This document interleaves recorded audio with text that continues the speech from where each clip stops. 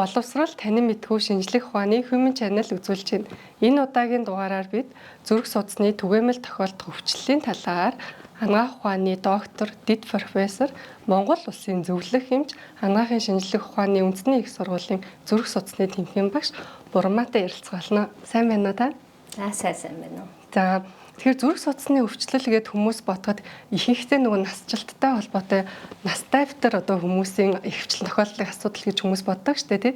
Тэгэхээр яг залуу бүлгийнхний дунд ер нь зүрх судасны ямар өвчлөл, ямар асуудлууд илүү тулгамдж байгаа бол За тэгэхээр зэрэг ер нь бол насжилттай холбоотой 40-с дээш насны зүрх судасны эмгэг бол нэмэгддэг. За тэгтээ бид амьдралын хэв маяг өөрчлөгдсөнтэй холбоотой зүрх судасны өвчний эрсдэл хүчин зүйл маш их түгээмэл болсон. Энэнтэй холбоотойгоор одоо зүрх судасны өвчлөл бол их залуужж байгаа. Энэ дундаас ер нь залуучуудад ямар төрлийн ямар өвчин илүү зөглөн тохиолдож байгаа юм бол? За хамгийн түрүүнд одоо артерийн даралт ихсэх өвчин их одоо тохиолдож байна. За Монгол улсны хэмжээнд 2024 оны үзүүлэлтээр аваад үзэхэд артерийн даралт ихсэх өвчний тархалт 45.9% байгаа. Өндөр хувьтай тийм. Тэгэхээр маш өндөр хувьтай гэсэн. Тэгэхээр зэрэг энэ артерийн даралт ихсэх өвчин маань өөрөө бие даасан өвчин төдийгүй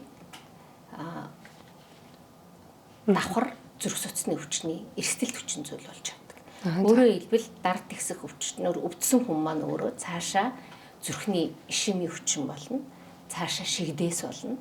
Тэгээд цаашаа бүр дамжираад зүрхний хэм алдагдал үүсгэж болно. Дээрээс нь зүрхний архах дутагдал. Гэт ингээд энэ олон одоо амь насанд аюултай хүндрэлүүдийг дагуулж байгаа. Хүндрэл процесстэй байх нь тийм төвөгтэй өвчин. Тэгээд мэдээж хэрэг одоо хөгшин залуу гэхгүй тархинд нь цус харвчлаа гэж зөндөл сонсч байсан байх тийм. Ер нь маш харамсалтай тохиолдлууд зөнд байгаа тийм. Тэгэхээр зэрэг энэ одоо Монгол улсад тархинд цус харвж байгаа 2 хүний нэг нь даралт ихсэх өвчний шалтгаантай байдаг. Уг нь одоо даралт ихсэх өвчин гэхэр чинь бид нэр ойр одоо наад захын ингээд багжаар хянаад өдөр тутамдаа хараад явчих боломжтой шүү дээ тий. Тэгэхээр нөгөө магадгүй залуу хүмүүсийн дунд одоо даралт ихсэх гэхэр за одоо эмээ өвөө одоо арай настай хүмүүсийн тулгардаг асуудал гэж одоо бас нэг тоохгүй томжиргүй орхиноосоо болоод олон ингээд зүрхний өвчний хүндрэлийн үр дагавар одоо шалтгаан болоод байна тийм үү? Тэгэлбэр яг нь тэгээд даралт ихсэх өвчин ер нь бол зүгээр айхтар зовир шаналгаагүйгээр тэг явагдаад байдаг байхгүй юу? Тэгэхээр зэрэг нөгөө хүн өвчин тусцсан байна гэж мэддэггүй. Тэгээ яваад идэг.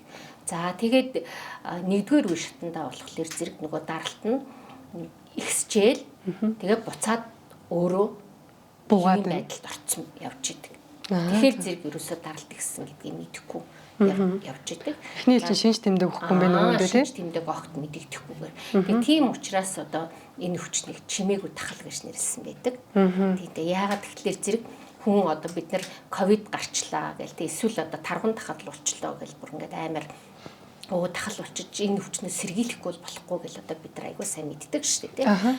Тэгтэл чинь энэ чимээгүй тахал гэж нэрлсэн тахалтай адилхан хүний одоо амин чухал эрхтнүүдийг гэмтээгээд үхэл түргэх хүндрэлүүдийг гаргаж болдог ийм өвчин. Тийм учраас одоо чимээгүй тахал гэж нэрлсэн байна шүү дээ. Энэ одоо артерийн даралт ихсэх одоо энэ өвчинд нөлөөлөх одоо та түрүү хэлсэн шүү дээ илүү залуучж байгаас нэг хандлага байгаа гэдэг. Тэ залуучуудын дунд ч ер нь тохиолддог гэдэг.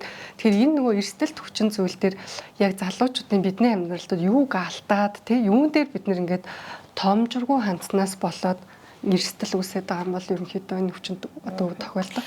За ер нь бол зүрх судасны өвчнөр бол зүгээр одоо эв хэрүүл хүн өвддөг.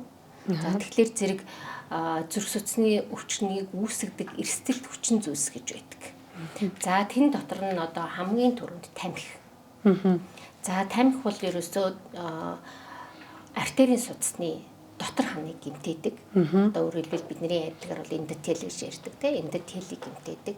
За тэгээд дээрэс нь давхар цус өтгөрүүлж идэг.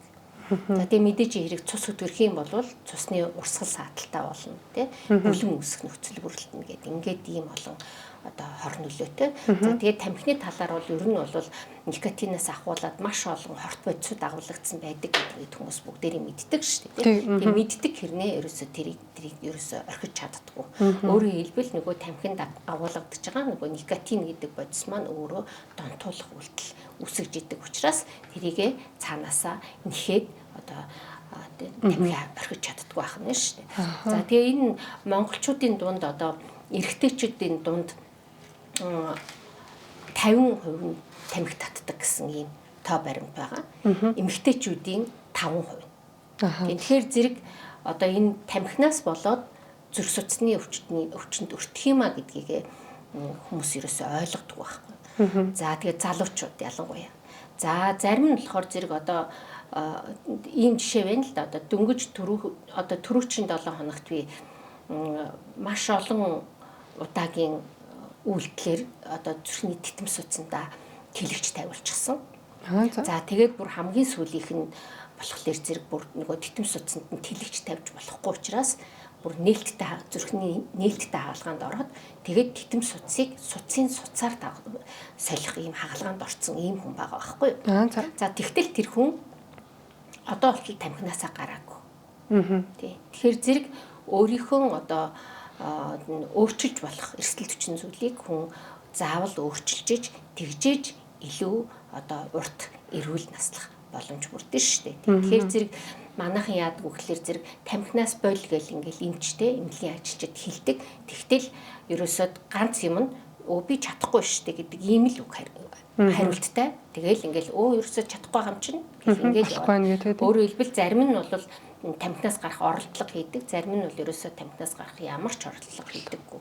Хийхийг ч хүсдэг.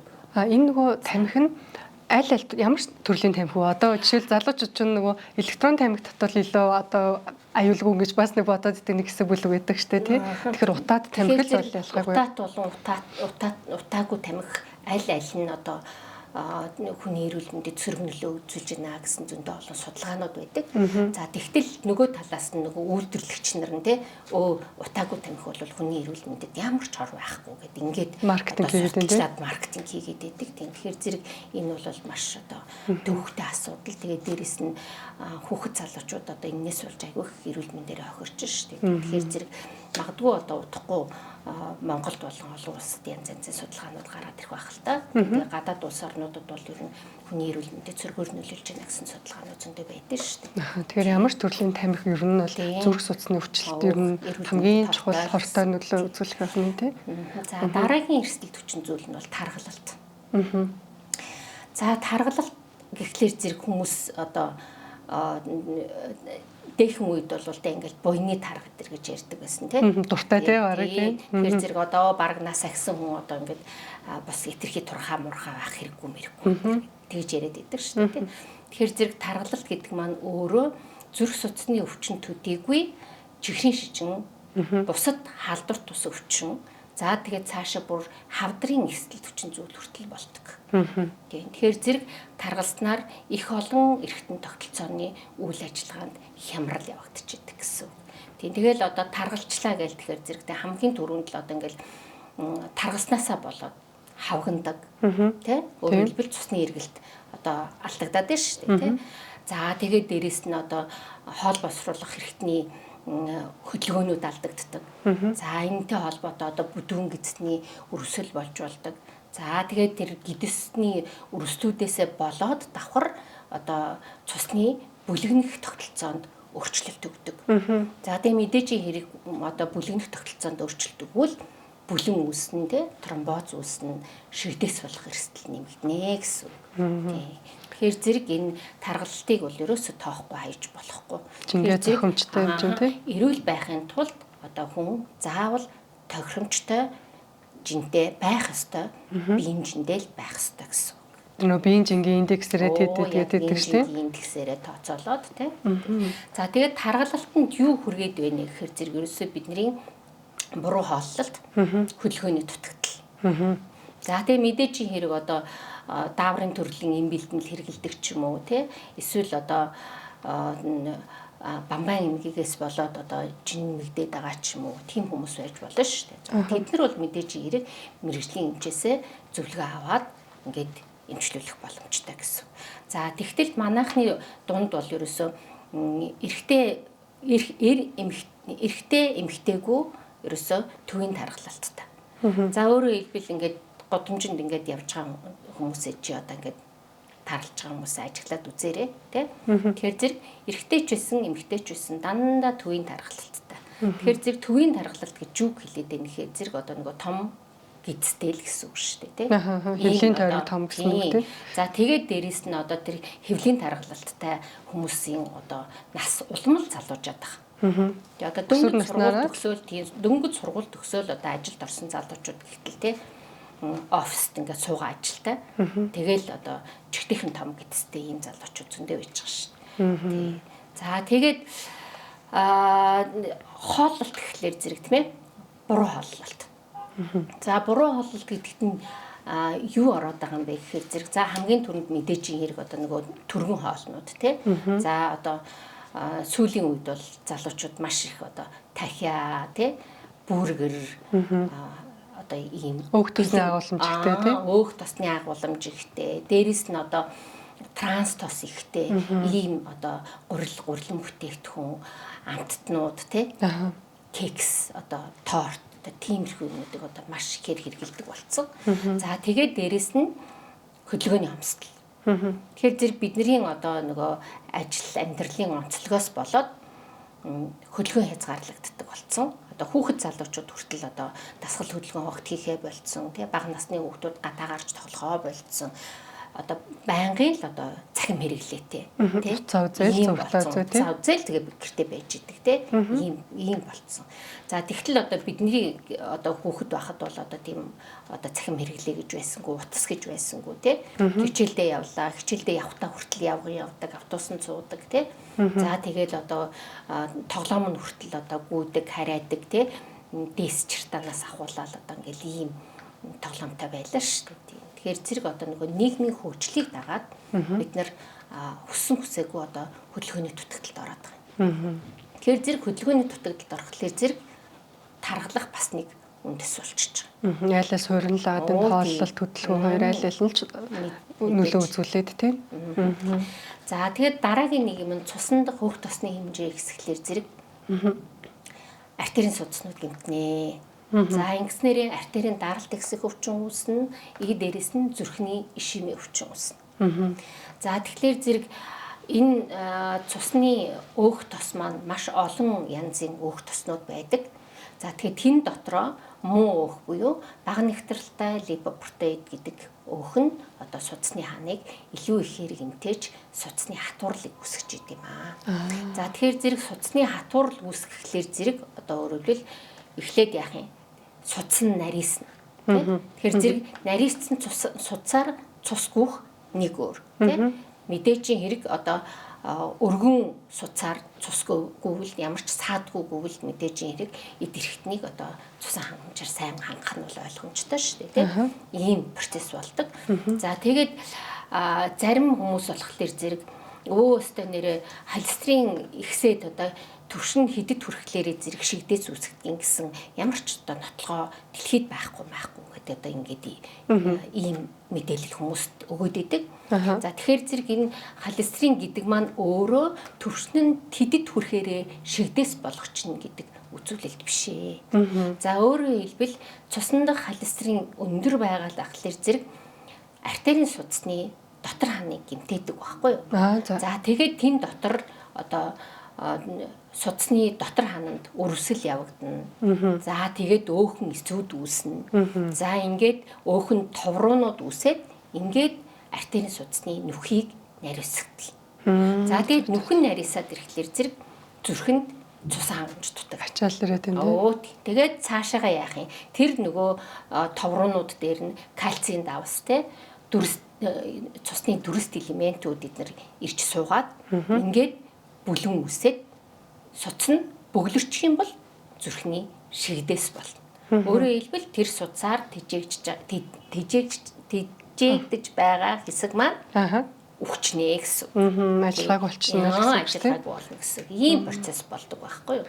Тэгэхээр зэрэг одоо яг нэг холестерины төвшнгөөсөө болоод холестерин нь одоо 7 ммол болохоор ч юм уу 8 ммол болохоор шигдээс болчихно гэсэн үг биш байх нь шүү дээ. За тийм судасны хатуурлын процесс нь бол ерөөсөө 1-2 хоног юм уу те эсвэл 1-2 жилийн туршид явагддаг процесс биш байхгүй юу? Бүр 10-20 жилийн туршид явагддаг процесс. Удаа явцтай нөгөө ахаг халдвар тусвч юм болохоор тийм. Яг тийм.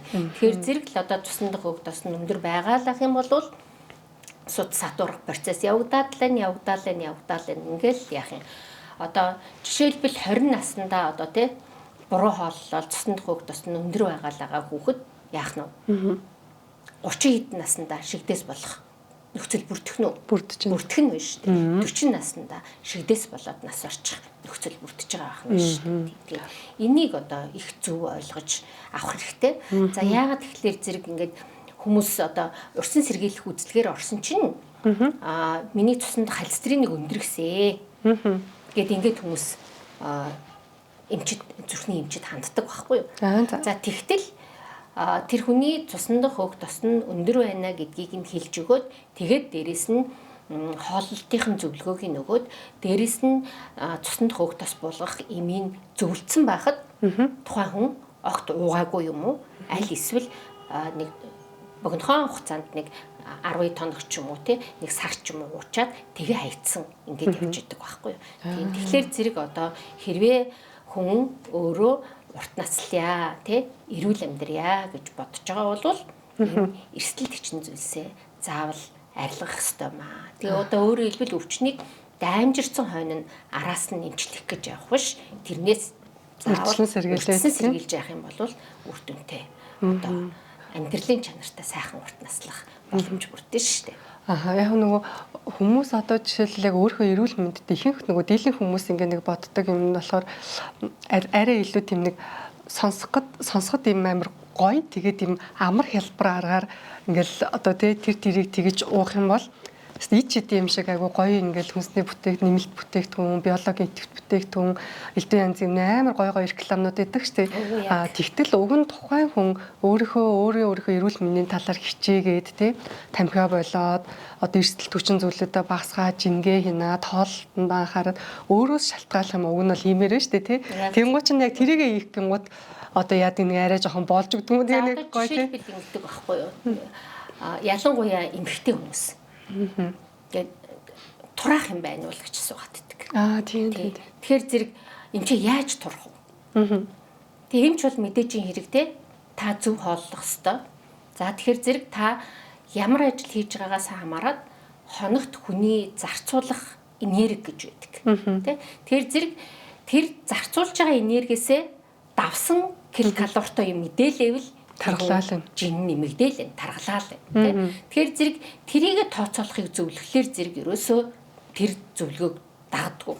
За тэгвэл бас сүүлийн үед одоо нөгөө зөв хоолтын клуб те ингээд зөв хоолтоор зөвлөгөө өгдөг ингээд янз янзын бас мэрэгчлийн хүмүүс бий болсонтой холбоотой хүмүүс бас тэр зөв хоолтын юмд бас сайхан айтайхан хамрагддаг гэдэг бас тийм болсон байна. Тэгвэл тэр нь одоо зарим нь зөв зарим нь буруу янз янзаар л байгаад байна. Мэрэгчлийн хүн байна уу үгүй юу биш хүмүүс одоо ингээд тураах зөвлөгөө өгнө гээл те одоо янз янзын тим юм хийдэг. Одоо тэр тураах тэгэхээр зэрэг ерөөсөө турн тархална гэдэг маань тухайн хүн хоногт ямар килокалори авж байгаа юм одоо хүнс болгонд те одоо 100 г одоо талах идлээ гэхэд тэрнээс хэдэн килокалори үүсэж бий болох вэ гэдгийг одоо тооцоолоод одоо өөрөө өдөрт хэр зэрэг энерги шатаач чадж байгаа юм бидгээс л хамаарах байхгүй юу. Тэг хөдөлгөөн идэх уухтаараа л тийм ээ шүү дээ тийм. За тэгээд зарим хүмүүс яадаг вөхөр ингэдэг байхгүй юу.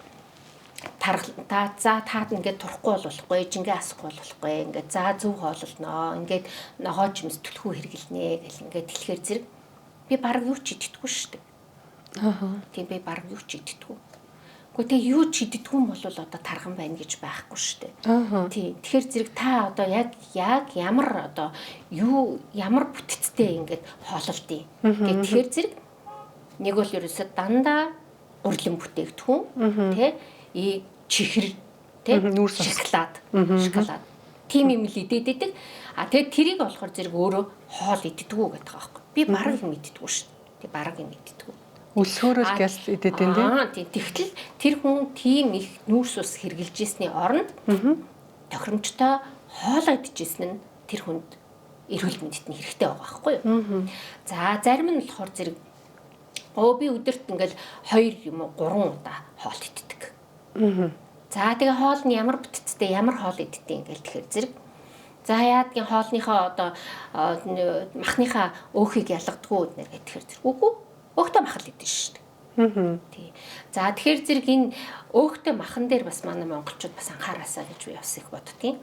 За яагаад тэгэхээр зэрэг амьтны гаралтай буюу тэ нөгөө улаан махны өөхнүүд тэ за тэгээ ялгаагүй нөгөө гахай дахиан махны өөхнүүд ч гэсэн амьтны гаралтай л өөх шүү дээ тэ өөрөөр хэлбэл царцдаг өөх болгоно л амьтны гаралтай өөх гэсэн. Энэ амьтны гаралтай өөх чинь өөрөө судсыг хатууруулдаг юм гэдгийг шинжлэх ухаан нотолцсон байхгүй юу? Нотолцсон.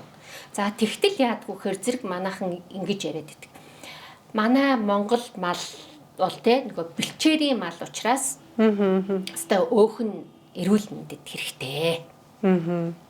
Гэт ингэ яриад байдаг байхгүй. За тэгэхээр зэрэг бидний авах ёстой өөх тус маань хоног давах ёстой өөх тус маань тодорхой хэмжээтэй. За тэгээ мэдээжийн хэрэг нийт авах өөх тосны дийлэнх хувь нь ургамлын гаралтай үлдсэн багаахан хувь нь амьтны гаралтай өөх тос байх ёстой гэсэн ийм зарчим өөрчлөх ёстой байдаг байхгүй юу? За тэгтэл бид нар урд нь болохоор зэрэг те одоо малалдаг байлаа гэж бодоход те өглөөгөр нөгөө шар тостой 13-лаа зуурж идчихэд те тэгээд морион унаад малдаа явдаг байсан байхгүй юу? Тэгэхээр зэрэг өөрөөр хэлбэл энерги шатаадаг байсан гэсэн үг. Тэгтэл одоо бид нар малынхаа араас явган явахгүй байна тий. За тийм машиндаа суугаад ажил дээр ирээд 8 цаг суужгаад тэгээд эргээд машиндаа суугаад гэртээ хараад лифтээрээ гэртээ ороод тий. Ийм байгаад байна шүү дээ. За тэгэхээр зэрэг тэгээд дээрэс нь одоо нин үгүй хэлэхэд одоо бид нар яг дан ганц амьтны гаралтай бүтээгдэхүүнээ хэрэглээд монгол хүний дундаж наслалт хэд байсан бэлээ гэдгийг одоо бид нар бас бодож байгаа шүү дээ тийм бодож байгаа шүү дээ. Тэгэхээр зэрэг одоо бас хитрхи бас туйлширчтэй гэж бас болохгүй маа. Тэгэхээр зэрэг хоногт авах хэвээр өөх тосныхаа хэмжээг өдөр болгон хэд дахин нуглаад тэгээд амьтны гаралтай өөх тос буюу нөгөө тарган маха идээл ах юм бол хүн хизээч ч ингээ хасахгүй тэгээд дээрэс нь суцсны хатууралд бол өртгөн ойлгомжтой. За тэгээд даралт нь ихсдэг болно. За тэгээд цаашаа зүрхэнд нь тусан хангамж дутагдана. Цаашаа шигдээс болно. гэсэн ийм л одоо ийм процесс явагдаад байна шүү дээ. Хэдэн жилийн яг бидний нөгөө ингээл одоо сошиал дээр ч юм гинт ингээл нэг сонсдог мэдээнүүд идэг шүү дээ тий. Хөөх тэр чи одоо залах хүн шүү дээ. Нэг өглөөс ирэхэд л ингээ байхгүй болцсон биш тэгэл харамсалтай юм сонсогддог шүү дээ. Тэгтэл яг цаанаа болохоор одоо хүмүүс бодтол ингээ зүг зүгээр ингээ явж байсан хүний өдөр пар гэж бодоод шүү. Тэгтэл тэр хүнд магадгүй хавсарсан ч юм уу өмнөх суур асуудал байсан болоо тэрийгэ магадгүй яг сайн анзаараагүй, хянаагүй, эртэлрүүлээгүйгээс болоод иймэрхүү асуудал ийм процесстэй үүсэж байгаа юм болов уу гэж бас бодогдлоо тийм. Тэгэлгүй яах вэ? За тэгэхээр зэрэг ер нь бол эв эрүүл зүрх гинт зогсно гэж хизэж байдаггүй. Хизэж байдаг. За өөрөөр хэлбэл заавал ямар нэгэн эрсдэлт хүчин зүйл юм уу, нөлөөлөх хүчин зүйл байгаа гэсэн үг. За өөрөөр хэлбэл магадгүй тэр хүн тамхи татдаг байсан байж болно. Тэ магадгүй тэр хүн одоо цусны өтгөрөлтэй байсан байж болно. Тэ. За тэгээд дээрэс нь одоо магадгүй тэр хүн олон цагаар ядарсан гэж магадгүй тий. Нэг байрлалд хөдөлгөөнгүй байдаг байсан байж болно. Тэгвэл тэр нь цусны эргэлтийг өөрчлөөд одоо цус бүлэгнэлтийн үйл ажиллагааг алгадуулна гэсэн үг байхгүй юу? Одоо өөрөөр хэлбэл бүлэн үүсэх нөхцөлийг бий болгоно гэсэн үг байхгүй юу? За тэгээд дээрэс нь магадгүй гинтийн стресст өртсөн байж болно. Сэтгэл зүйн асуудал тийм гинтийн. За одоо гинтийн стресс гэхээр зэрэг хүн болгон одоо нөгөө дандаа муу сөрөг юм л байх гэж боддог байхгүй юу. Тэгтэл стресс гэдэг маань өөрөө сөрөг болон эерэг стресс гэж байна. Аль нь орох юм тийм. Аль нь. Ялангуяа огцом за бид нар ингээл тэмцээнд яллаа гэж тэгэхэд ингээл бид нар амар ингээл баярлдаг шүү дээ тий. Тэгэхээр зэрэг гинт огцом баярлах эсвэл маш хүчтэй стресс авах тий. За ойр дотны хин нэг нь нас орсон ч байдаг юм уу тий. Ингээл муу мэдээ сонсох гэх мэтлэн тэрэнд маш хүчтэй хариулт үзүүлээд байна тий. Тохиолдолд зүрхний титэм судас шууд тагшилт өгдөг байхгүй юу. Тэгээ энэс болоод шигдээс болоод зүрх зогсож болно. Бас магадгүй тийм. За тэгээд дараагийнх нь бас тэгээд ганц нөгөө стресс гэдэг тэгэхээр зэрэг ганцхан богинохон хугацаатай байх юм байна гэж бодож бас болохгүй. Урт хугацааны архаг стресс маань байнгын судас агшилтын байдалд байсаар байгаад зүрхэнд очих, тархинд очих цусаа хангамж бас алдагдчихэйдэг. Ийм тохиолдлууд бас байна. Нэгэнт нөгөө нэг энэ залуу хүмүүсийн нас баралт эдэр гэсэнтэй холбоотой юм яасан учраас энэ дээр бас нэг хэдэн юм тодруулаад хэлчихье. За тэгээ гинтийн нас баралт гэдэг маань ер нь бол зүрхний ишемийн өвчин гэдэг ангилалд багтаж явдаг. За тэгээ дэлхийн эрүүл мэндийн байгууллагын ангиллаар бол зүрхний ишемийн өвчин буюу зүрхэнд цус хамсрах өвчин маань бүхэл бүтэн 8 бүлэг өвчин байдаг. Тэгээ 8 бүлэг өвчин байдаг. За тэгэхээр зэрэг энэ гинтийн үхэлд хүргэдэг зонхлон тохиолддог шалтгаан нь бол зүрхний шигдээс. За дараагийнх нь амь насанд аюултай хэм алдагдал. Тэгэхээр зэрэг зарим хүмүүс ингээд хим алдаад миний зүрхний хим алдаатай байна гэдэг мэдээд идэг шүү дээ. Тэгэхээр зэрэг өөрөөр зүрх гинт ингээд цохилж яснаа гинт ингээд зүрх зогсчихж байгаа юм шиг ингээд тасалтаад байгаа юм шиг ийм мэдрэмж төрөөд байна гэж хэлдэг шүү дээ. Тэгэхээр зэрэг энэ зүрхний хим алдагдал маань өөрөө дотроо амь насанд аюулгүй гэж ангилагдаад тэгээ маш олон төрлийн хим алдаглууд байдаг байхгүй юу. Тэгээ энийг бол Монголд бүрэн онцлох боломжтой болцсон. Тэгэхээр зэрэг 24 цагийн туршид зүрхний цахилгаан бичлэг хийдэг. За тэгээд тэр 24 цагийн туршид зүрхний цахилгаан бичлэг хийгээд хэрвээ тийм хим алдагдал нь баригдахгүй байвал 72 цаг бүтэн 7 хоног гэдэр ингээд зүрхний цахилгаан бичлэгийн төхөөрөмж зүгээд бичдэг ийм аргууд бий болцсон. За тэгээд энэ хим алдагдал маань өөрөө амь насанд аюултай юм уу, аюулгүй юм уу гэдгээсээ хамаарат эмчилгээний менежмент нь өөр байдаг. За тэгээд мэдээжийн хэрэг эмийн эмчилгээгээр явах юм уу, эсвэл төхөөрөмж суулгах юм уу гэдгийг хим алдагдлын хэлбэрээсээ шалтгаалаад хийдэг болцсон. За тэгээд дээрэс нь Монгол улсад абляц буюу түлэх эмчилгээ хийгдээд бол зөндөө олон жил болж байна.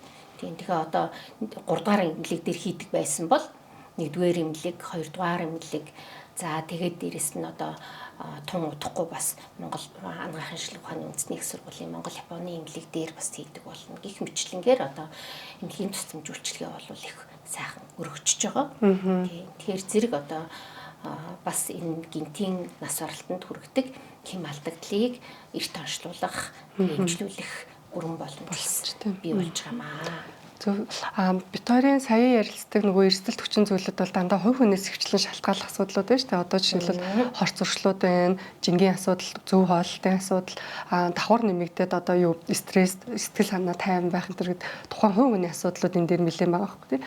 Орчны бас гадаад хүчин зүйл хэдүүлээ том бол энэ их агаарын бохирдол, за монголчууд их ярьдаг ковидын дараанаас болоод зүрхний асуудал ихтэй болчихсон, ковид эсвэл вакцины дараа асуудал ихтэй болчихсон, цус өтгөрсөн гэл хүмүүс хоорондоо айгүйх ярьдаг шүү дээ. Тэгэхээр биднээс шалтгааллахгүй бас ямар энэ хүчин зүйлтэй байгаа юм болоо. Биднээс шалтгааллахгүй юм нь бол энэ нийгмийн асуудалтай холбоотой юмнууд сая чиний хэлсэн тийм агарын бохирдол.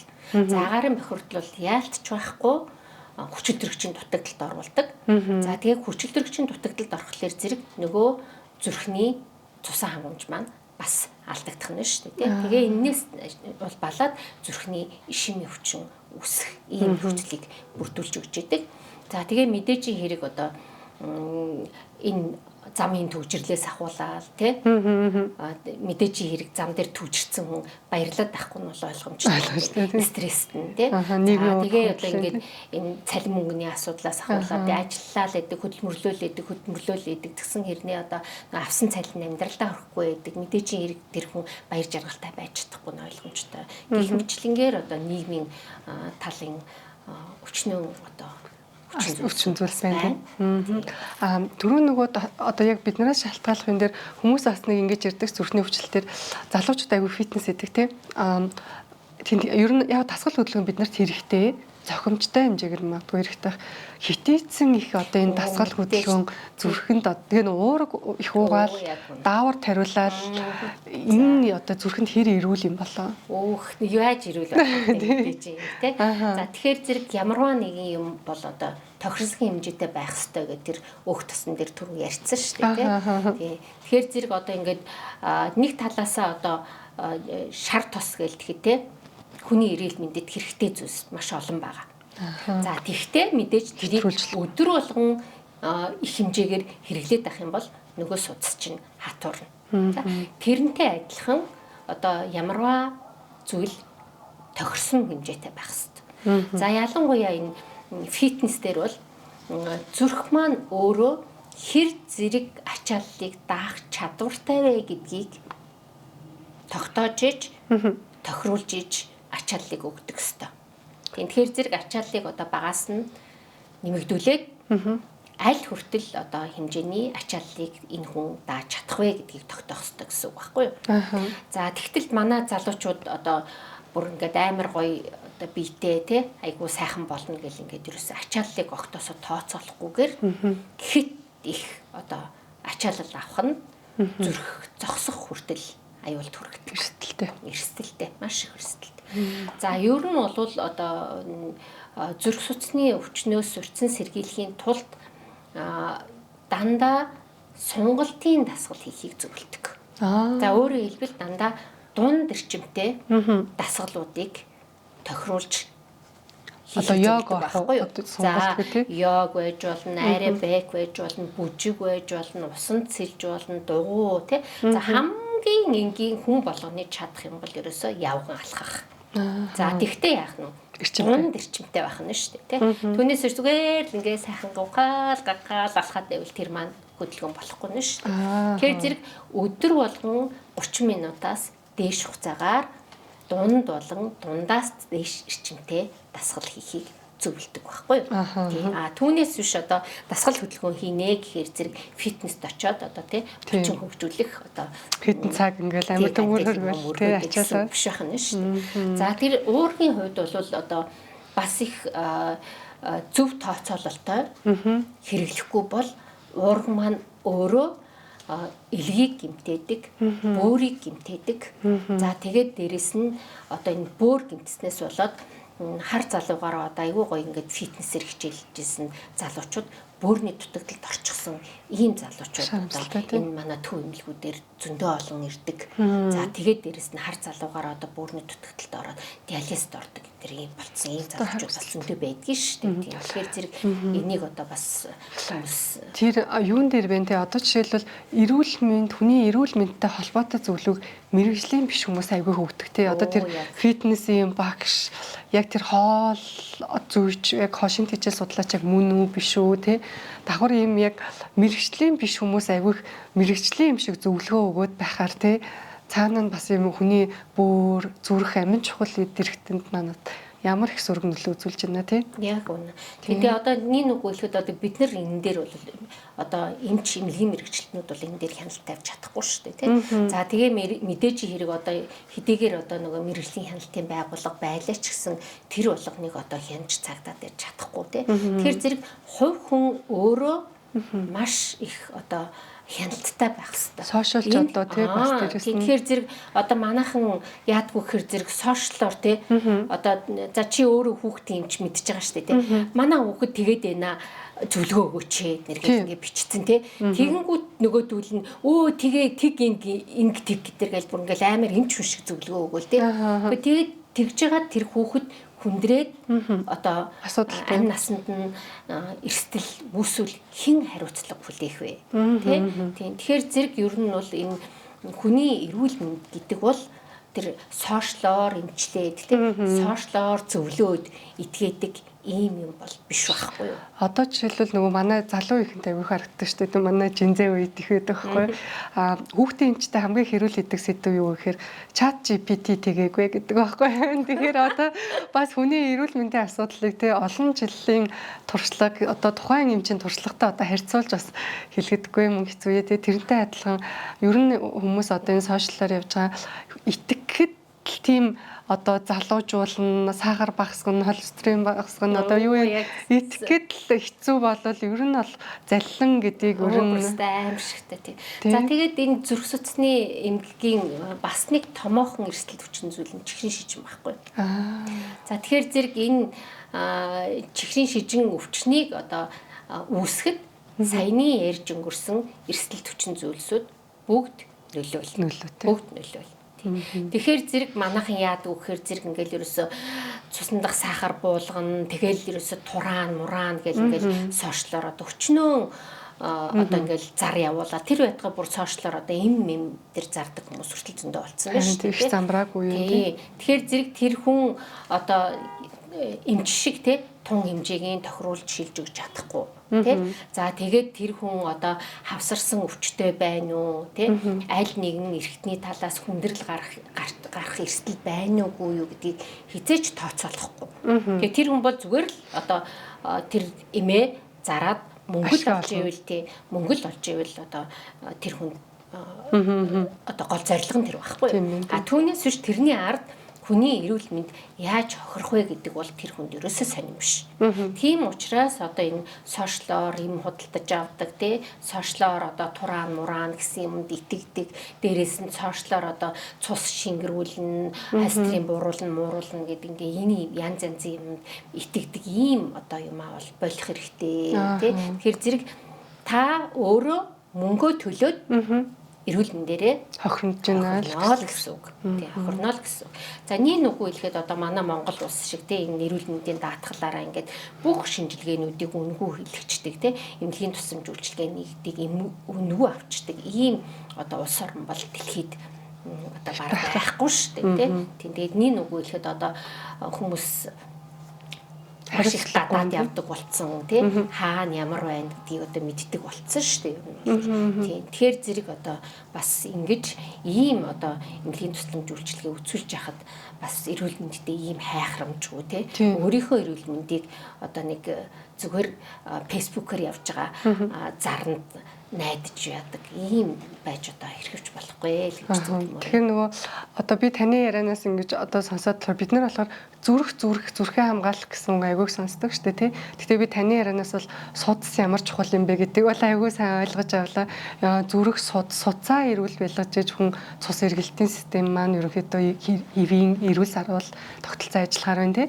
Давхар нэмэгдээд бид нар зүрхээ эрүүл байх, зүрхээ гамдах ажил бол цэвэр бидний өдөр тутмын дадал зуршлаас шалтгаалаад байгаа болохоос биш хэн нэгэн одоо супер одоо бүтээгдэхүүн уугаал амар гоё болчдөг юм гэж байхгүй л байгаа юм л та тийм нэг супер бүтээгдэхүүн хэрэглээл эв эрүүл болчдөг тийм эргэтэн одоо ганц зүрхч биш ерөөсө бусад бүх эргэтэн одоо тийм нэг супер юм хэрэглээл эрүүл болчдөг болвол энэ дэлхийн хүмүүс бүгдээрээ эв эрүүл Нобелийн шагнал авах нь шүү дээ тэр хүмүүс чинь. Дээрээ одоо нас орохгүй одоо мөнхийн ус мэтэл болох нь байна шүү дээ. Энэ дээр бас нэг асуулт асуух нь одоо ингэдэг шүү дээ. Бид нэр ингээд цусны шинжилгээний төрөөр айгүй түгээмэл яригдаг. Цусаа ингээд өглөө өгөх гэмүүд нэг жоохон бараандуу ч юм уу өтгөндөө ч юм уу. Ямар амар цус нь өтгөрч гисэн юм бэ? Цус өтгөн байна гэдэг юм айгүйх сонсогддог шүү дээ. Тэгэхээр яг залуу хүмүүсийн тунд бидний цус өтгөн байж магадгүй гэж одоо цус одоо шингэлэг юмнууд энэ төр уух шаардлага юу байдаг юм уу тэр цусаа шингэлэн гэх хүмүүс ийм айгүйх угаад байдаг шүү дээ. Тийм шаардлага юу байна уу? За тэгэхээр зэрэг байна шүү дээ тийм ээ.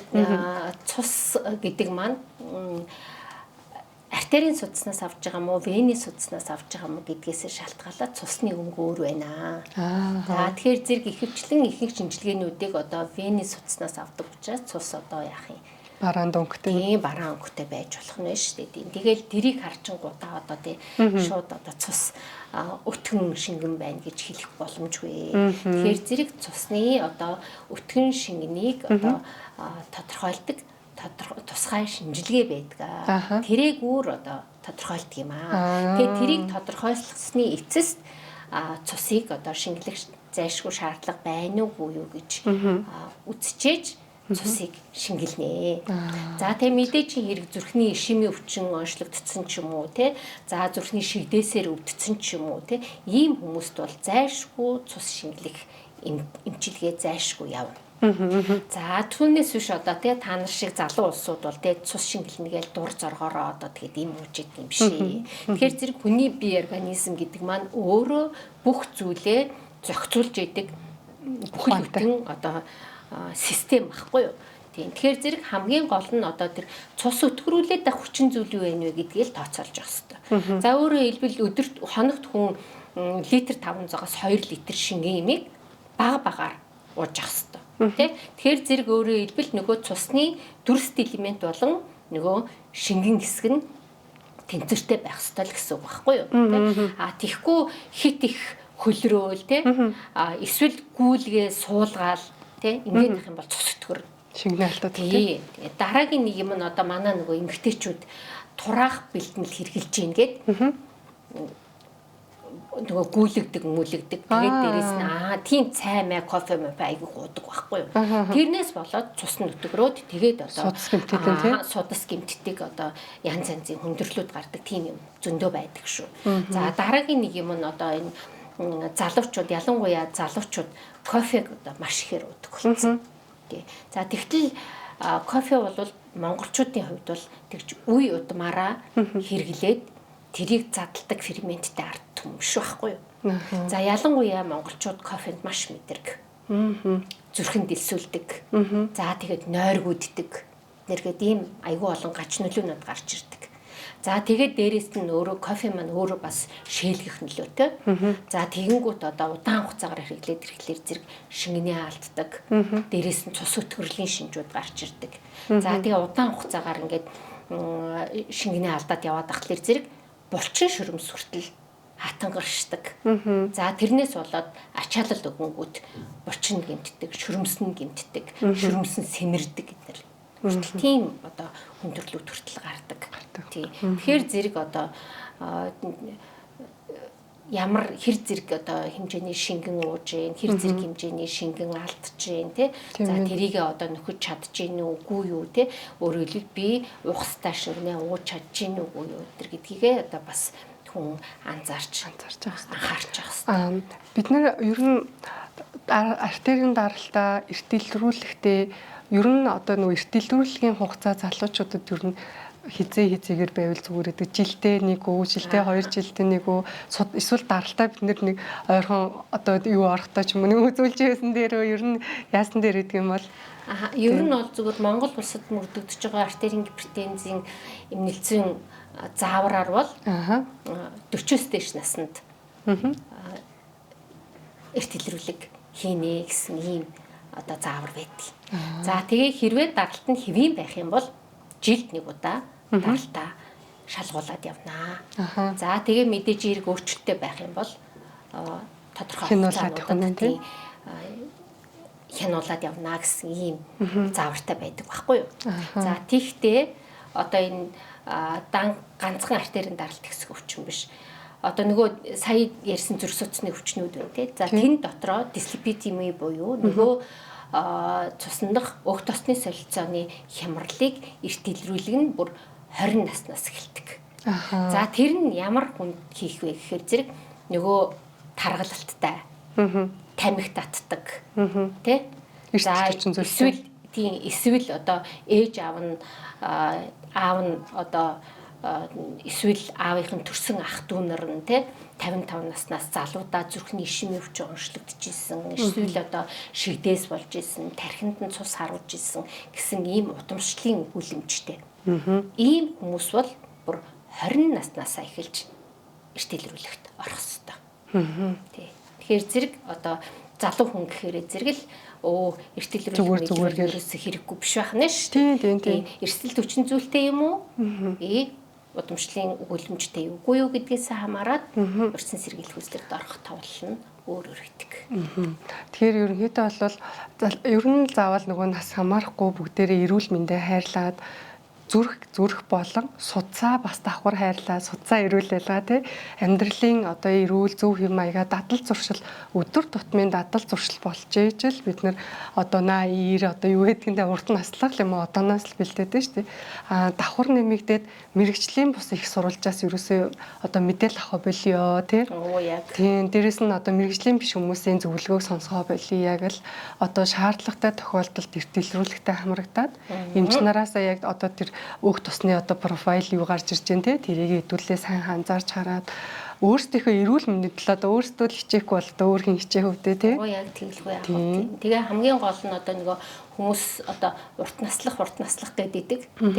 Гэтэл амьдралын чанартай урт наслах хэрэгтэй байхгүй юу? Яг тийм. За өөрөөр хэлбэл одоо өвчтөй болчоод хүний асаргаанд орчоод тий шигдээс болоод зүрхний дутагдалд орчоод эсвэл тархинд нь цус харвчаад тий хүний гарт орчоод урт наслах биш байхгүй юу. Тэгэхээр зэрэг амьдралын чанартай өөртөө үйлчлэх чадвартайгаар аз жаргалтайгаар урт наслах хэрэгтэй. Эрүүл аз жаргалтай. Тэгэхээр зэрэг эрүүл аз жаргалтай урт наслахын үндэс нь зүрх судасны болон халдвар тус өвчнийг үүсгдэг саяны ярьсан эрсдэл хүчин зүйлсээс өөрийгөө хамгаалж байгаа. Тэгэхээр зэрэг саяны ярьсан эрсдэл хүчин зүйлс маань бүгд хувь хүнээс өөрөөс нь хамаарсан өөрчилж болдог эрсдэл хүчин зүйлсүүд баггүй юу? Тий. За тэгээд дээрэс нь мэдээжийн хэрэг одоо нас ахиад тэ судас хатуурхыг бол бид нэр өөрчилж чадахгүй нь ойлгомжтой тий. За тэгээд дээрэс нь одоо чиний ярьснаар тий тэр сошиалоор одоо эмчлүүлнэ гэж бол байхгүй тий. Сошиалоор одоо эмч эмнэлгийн ажилтны хийдэг хөдөлмөрийг одоо хийгээд тий ингээд богинохон хугацаанд одоо мөнгө олоод баяжчих гэсэн тийм хүмүүсийн арга зайланд бити автаач. Хувь хүн болгон өөрийнхөө эрүүл мэндэд эзэн байгаач гэж зөвлөе дөө. За баярлалаа. Маш сонирхолтой байлаа. Дараагийн даваа танд их баярлалаа. За баярлалаа. Тэгээд дээрэс нь бас нэг тэр нөгөө гинтийн нас баралттай холбоотой бас нэг 2-3 тоо баримт хэлчихье гэж бодож байна. Тийм тэгэхээр зэрэг магадгүй энийг нөгөө тэр гинтийн нас баралт руугаа таслаад авчиж ч юм уу те. За өндөр хөгжилтэй улс орнууд бол те өндөр хөгжилтэй улс орнууд бол гинтийн нас баралтаа бүр ингээд статистик тоо баримтуудыг бүгдийг гаргацсан байж байгаа. Жишээлбэл Америкийн нэгдсэн улсад гэхэд те залуу насны хүмүүст гинтийн нас баралт нь 100 мянган хүн тутамд 1.6-аас 3.2 байна. За тэгээд тэр нь бүр 30-аас 30 хэдэн насны хооронд илүү өндөр нь байна гэд ингээд бүх одоо статистик тоо баримтуудаа гаргачихсан байдаг. Тэгэхээр зэрэг манайх бол отоогоор гинтийн нас баралтын тоо баримтыг одоо наривчилж гаргаагүй боловч 2024 оны статистик үзүүлэлтээр 20-оос 44 наснд 7.1%, 46-аас 64 наснд 36.3%, 65-аас дээш наснд 56.2% гэдэг ингээд одоо нас баралтын эзлэх хувь нэмэгдээд явдаг. Тэгэхээр зэрэг одоо энэ нас баралтын хувь хэмжээг яагаад хэлээд байна гэхээр зэрэг одоо гинтхэн Монгол улсад л одоо залуу хүмүүс нас бараад байгаа юм биш. Аль ч улс оронд одоо бас статистикууд бол тийм хүмүүс одоо гинтийн нас баралтанд өртөх тохиолдол бас байдаг. Тэгэхээр зэрэг мэдээжийн хэрэг ямар шалтгаанаар энэ гинтийн нас баралтанд өртөөд байна вэ гэдгийг л одоо маш сайн илрүүлэх шаардлага илрүүлж хянж явах ёстой л гэсэн. За баярлалаа. За энэ удаагийн дугаар энэ хүрээд өндөрлж байна. Баярлалаа.